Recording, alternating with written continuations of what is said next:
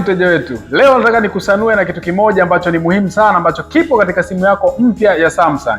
Hii sifa inaitwa Rich Communication Service, inapatikana katika Google Message.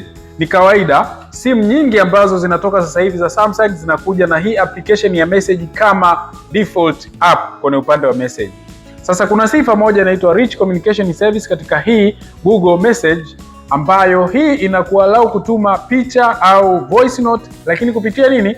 Message ya kawaida. Inakuwa inatumia data. Sasa hasara hii Rich Communication Service ni kwamba unaweza ukatuma message sasa hivi isiende kwa huyo mhusika kwa sasa, kwa sababu inaweza kawa hauna internet au uko katika sehemu ambayo mtandao unasumbua. Sasa ni vizuri ukaiweka off hii Rich Communication Service ili uweze kufurahia matumizi mazuri ya message za kawaida. Kwa maana ya kwamba sidhani kama unaweza ukawa unahitaji kumtumia mtu picha kwenye message ya kawaida au voice note.